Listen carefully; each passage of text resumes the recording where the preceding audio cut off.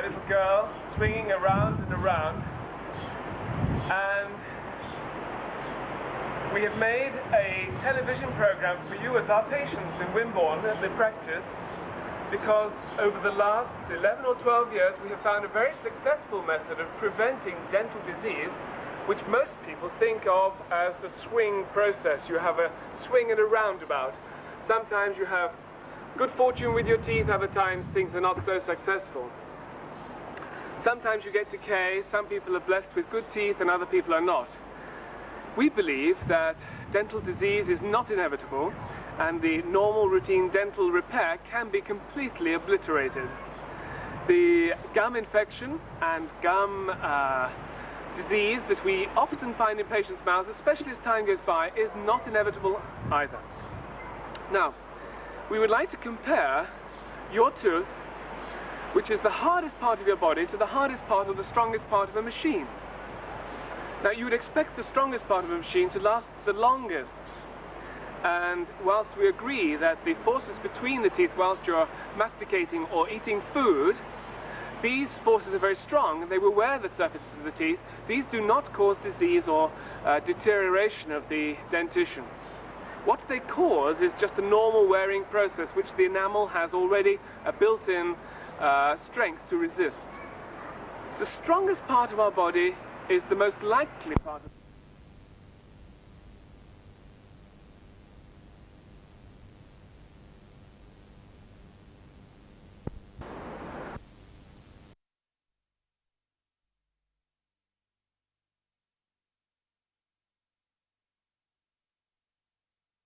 If you have full health of the gums, then the teeth usually will maintain their full health also, and you should not get dental decay. If you happen to find a piece of a skull in the ground, whether it be an animal or a human being, you will find that the teeth tend to last over the thousands of years. Prehistoric man's skull, you'll find over thousands of years the teeth are remaining. Now, the bones become brittle and powdery, but the teeth stay. The distinction between ourselves and a prehistoric man is that in fact there is no food present in the prehistoric man's mouth. There are plenty of bacteria in the soil where the man was buried, but not those that are going to cause dental decay. To cause dental decay, we need to have 3 factors present. Now, my little boy Jonathan has his bicycle here. I'll just illustrate it by the bicycle. Now, Jonathan has brought his bicycle to illustrate the point, and Andrew has some chemistry qualification behind him at the moment at school, and so I'm going to ask Andrew, what are the 3 things that you need to get a bicycle to rust? First of all, need...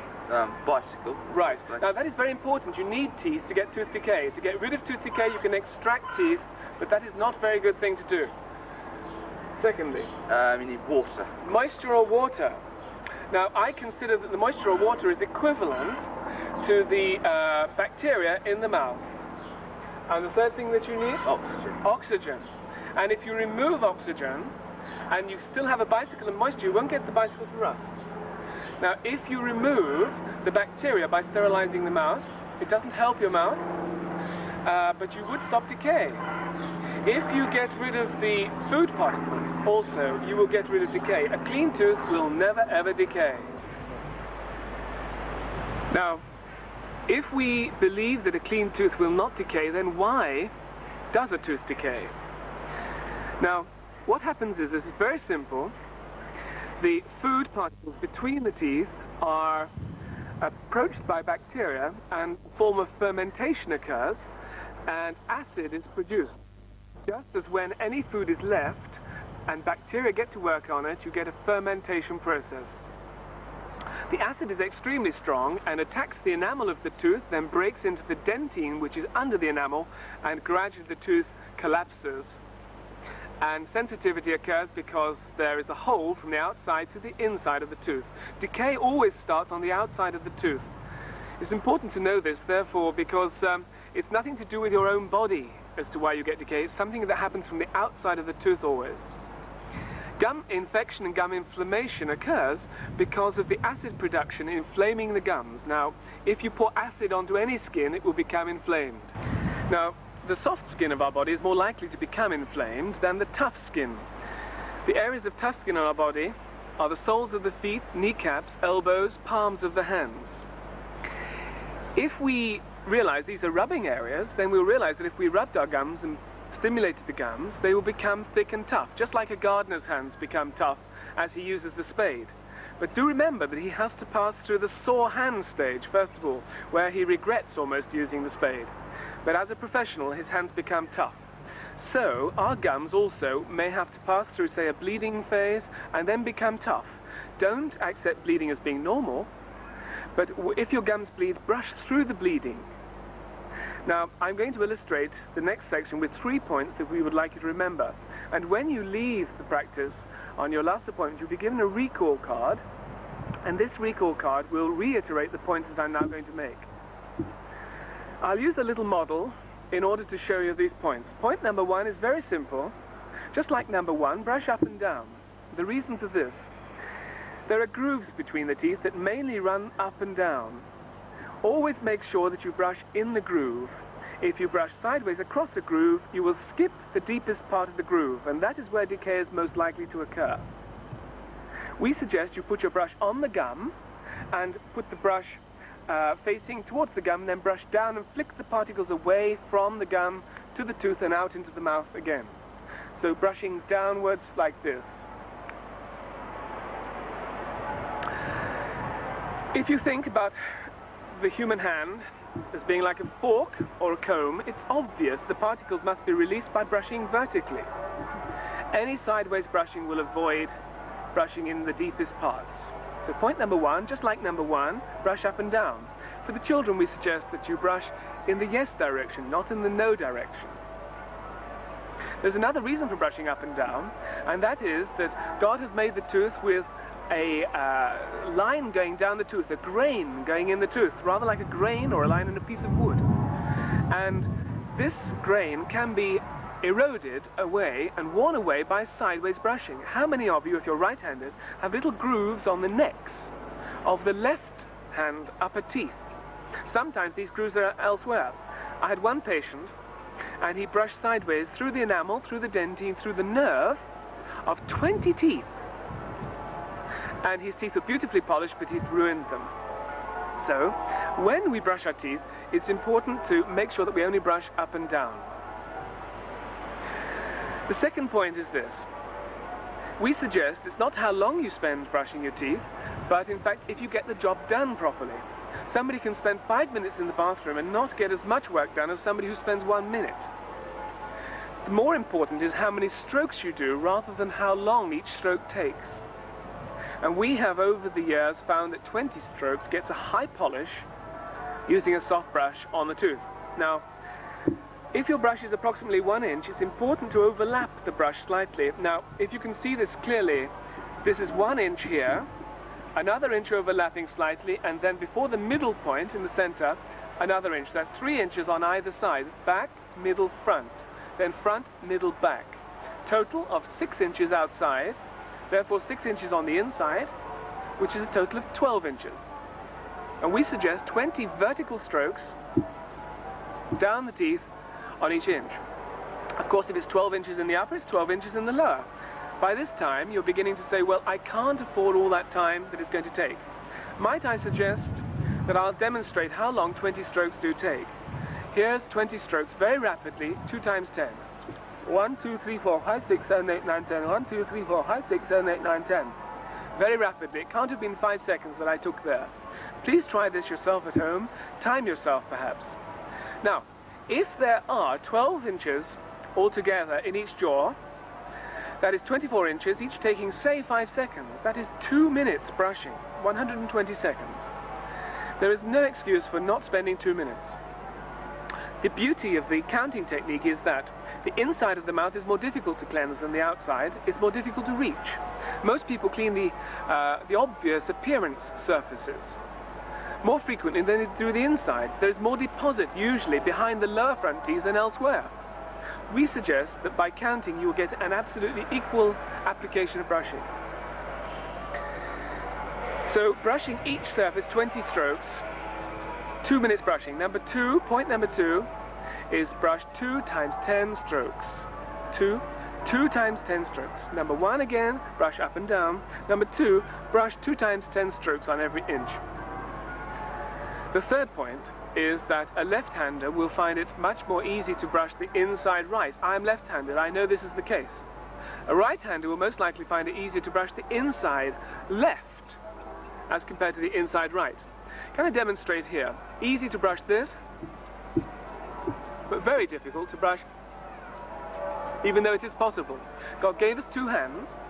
We use 2 hands for playing the piano or for typing. And therefore, to put the brush in the other hand with the thumb behind the head of the brush and brush like this, rolling the knuckles upwards, flicking the bits from the gum to the tooth and then out again, you'll find a very effective method of brushing. Please try this. If you're not sure, if you're at all confused, please just put your thumb up when you go home, massage the gum down the tooth, and then put the thumb behind the brush, leaving sufficient space between the head of the brush and the thumb, and then brush downwards using the good wrist action. Many, many, many hundreds of patients have said, if only we'd known this technique before, because they have accepted previously the routine of filling the teeth and gum infection over the years. If they'd only known this before, they wouldn't have had the disease. And now many patients who've had problems in the past have no longer any more gum infection or tooth decay. They go from year to year to year without any dental treatment. This is what we're aiming for in your mouth, not the swings and roundabouts that we've talked about before. The next stage that we're going to go through is to suggest that you use a soft brush. A soft brush is useful because we can clean our glasses, for instance, which are a very smooth surface like the enamel surface. We can clean our glasses with a nail brush or a rag, but we would obviously use a rag. I would suggest that you avoid anything abrasive to clean the teeth and polish the teeth, because the highly shone surface of a polished tooth will reflect and deflect the particles of food. So, using a soft brush, there's another reason for this. A soft brush will penetrate easily and bend. If there are 100 bristles coming towards a gap, they'll have to splay before the few bristles can get into the groove. And the softer the bristles, try this on your hand at home with a soft brush, you'll find that the brush goes easily between the fingers, just to demonstrate how it will easily go between the crevices of the teeth. Of course, don't forget to brush the biting surfaces, but I believe that because if your good diet is present, you can actually just clean the biting surfaces more easily by going across, never sideways and down the arch of teeth. Always going across, that's what I call a cross. Remember, look for the grooves and do it logically. In the practice, we believe that the gum control is most important.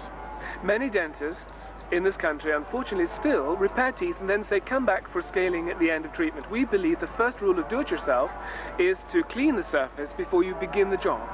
So as our practice progresses, we're going to try and encourage you to consider that a clean tooth surface is far easier to examine by the dentist and also far easier to repair, because we can see the tooth clearly. And so we put gum treatment at the very beginning, and this is why we lay the emphasis on your health of the gums, good health. The most important time to brush our teeth is at the end of a day, because we've had the food churning around in the mouth. It's good to remove that food at the end of a day. But of course we're sleepy then. Early morning also to freshen up is the favorite time, before you begin your work. So the 2 times of the day we're most likely to be least efficient is the 2 times when dentists want you to brush. That is another reason why the counting technique is good. And if we can get into the habit of a routine of counting, we will find that our teeth are uniformly clean in the time of the day that is required. Now, there is also another aid that I would like to show you that we can use for brushing our teeth. The use of dental floss in the practice, and this is a packet of dental floss, rather larger than perhaps you will have at home, is very, very useful because, of course, we have now discussed how to clean the sides of the teeth and the tops of the teeth, but not between the teeth yet. Now, the way to use dental floss is to wrap it round your finger, like so, string it across between two fingers and then slide it between the teeth and polish the surfaces. Remember, the surfaces of the teeth between are equally important. If your teeth are tight together, not many particles of food will get clogged up between the teeth, but they do travel there because bacteria and food particles are very small and microscopic. And so when you look at the floss after you've been using it, you won't necessarily see anything happening, but over the years, you will have cleansed the areas between the teeth. And how many of us have got fillings that go between the teeth? And this is why, because the food has actually stagnated between the teeth. We were innocent, we weren't aware of it. But now we know that a clean tooth will not decay, and that if we'd have cleansed those areas, kept them thoroughly clean, they would not have decayed. May I demonstrate the dental flossing technique? Wrapping it around the fingers, and then going between the teeth, like so. Now I'm going to do 20 little rubs very rapidly to polish. Now you may say that's not 20, but try it yourself, very rapid. We suggest that you count on each area because then you'll know that each area is done equally well. Please keep the floss moving. If you try and thrust the floss up between the teeth, it may catch onto the gum as it slides through, so keep it sliding. Now, when should we floss? Some people may need to floss more regularly than others, but I think on average, once a week is a very good achievement. You may in the background be able to hear the Wimborne Minster church bells ringing, and I suggest that, say, on Sunday mornings, when you rise and perhaps hear the church bells ringing, that you not only think about the day itself, but perhaps about the bells being pulled by their ropes, and think about your dental floss, just a mnemonic. Again, it must ring a bell in your mind. Now, there is another little aid that we can use, and this is called flick. Flick is dental floss on a stick, and there's a little piece of floss suspended between a plastic area and a toothpick at the other end if you do desire to use this, if the spaces between your teeth are sufficiently broad. But this is very useful for children and also for those who find routine dental flossing is difficult. Can I just demonstrate again? Very simple. Keep it moving. That's 2 lots of 10 that I've just done. Go systematically around the mouth so that you know at what stage you're up to. I'm going to use Antonia now to demonstrate another point, and that is that in the lower jaw and in the upper jaw at the front we have a very narrow round arch of teeth, and if we have a flat brush, the flat brush cannot reach into the round arch of teeth. Open very wide, darling, and just show the camera, just round this way a bit. Flat brush cannot reach a round arch of teeth, so what we suggest is that you turn the brush and flick outwards by turning like that. And in the upper jaw, obviously pulling down like this here. For my own mouth, I would suggest putting my fingers on top of the brush and my thumb underneath and turning it like so. I'll use the same brush, like that. Now, the brush is much narrower in this direction, less than ½ an inch. So what we suggest is keep counting and cover all the areas overlapping very slightly. Please adapt these techniques to your own liking, but keep counting whatever you do. In this film, we have given you various points. I'll recap those points now for you. Basically, if you found a skull in the ground, the most likely part to be remaining would be the tooth. Teeth do not decay unless they come into contact with food. Therefore, if we brush our teeth up and down, if we count 20 strokes on each inch around the mouth, 6 inches round the outside, 6 on the inside, upper and lower jaws the same. If we use both hands and get into the inaccessible areas using both hands, we will have a very successful prevention of dental disease because we remove all the food particles, coupled with flossing, of course. Using a fluoride toothpaste because this hardens the enamel, and perhaps if we can interest you in taking advantage of the latest posterior fillings, which are adhesive fillings, you may well find that your teeth last so much longer. Now, looking at Antonia here, many people would say, if only I had known all about this at that age. But of course, we can't turn the clock back. We look forward to the future, not to the past. We don't divide you as patients, again, into good brushes or bad brushes. We try to classify everybody in the same category, needing not to leave any stone of information that we hold unturned. So that is why we've made this film for you as our patients. And we trust that over the years you will find effective prevention of dental disease in your mouths. We may use the motto that we should expect our teeth to last for life. So the motto could be life for teeth and teeth for life. Thank you for listening.